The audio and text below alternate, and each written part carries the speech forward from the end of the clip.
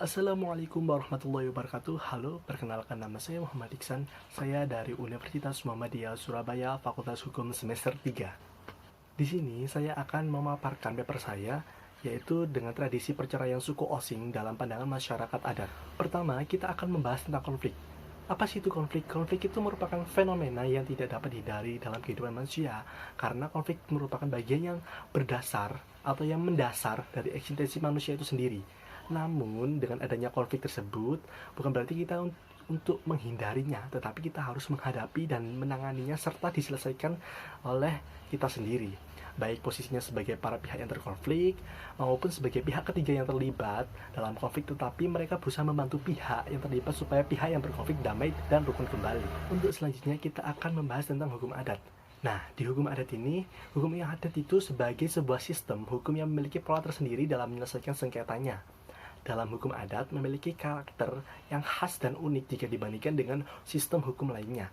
Maka dari keunikan tersebut, dengan cara keunikan dan cara penyelesaian tersebut, membuat para peneliti ingin meneliti mediasi perkara tersebut. Contoh saya dari paper ini, saya meneliti mediasi perkara penceraian dalam hukum adat pada suku Osing di Banyuwangi. Nah, pada masyarakat adat ini memiliki tradisi penyelesaian sengketa tersendiri. Tradisi ini didasarkan pada nilai filosofi kebersamaan atau komunal, pengorbanan, nilai supernatural, dan keadilan. Penyelesaian sengketa dalam masyarakat hukum adat ditentukan oleh nilai-nilai hukum adat, tokoh adat, dan kelembagaan adat.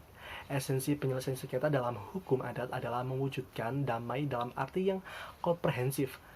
Damai yang dimaksud di sini bukan hanya untuk para pihak atau pelaku dan korban, tetapi damai bagi masyarakat secara keseluruhan.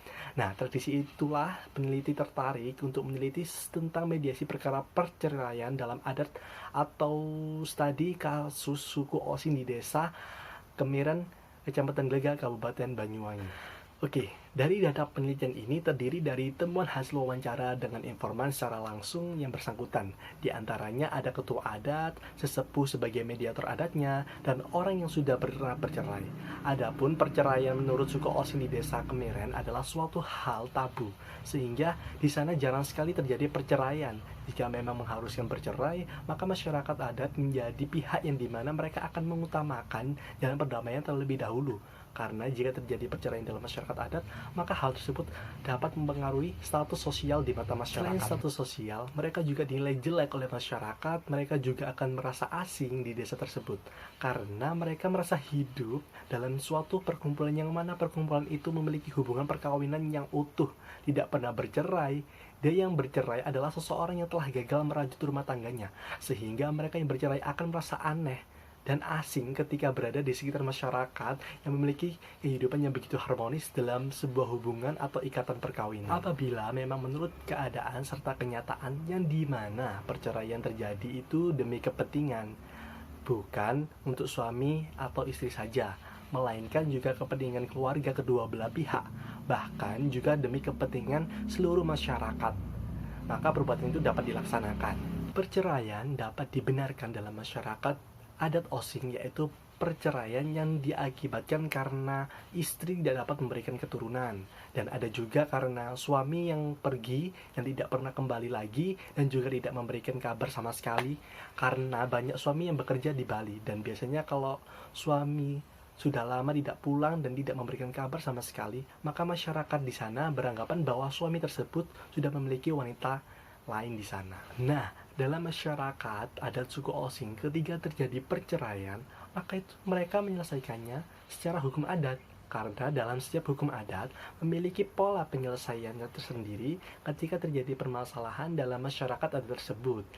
Masyarakat adat suku Osing di desa Kemiren, kalau ada perceraian itu jarang atau hampir tidak ada yang mengurus masalahnya ke pengadilan, karena mereka masih berpegang teguh pada pedoman bahwa hukum adat selamanya tersirat dan tidak pernah tersurat, sehingga semua masalah yang terjadi dalam hukum adat akan diselesaikan dengan cara adat tersebut. Nah, itulah yang bisa saya sampaikan tentang tradisi perceraian suku Osing.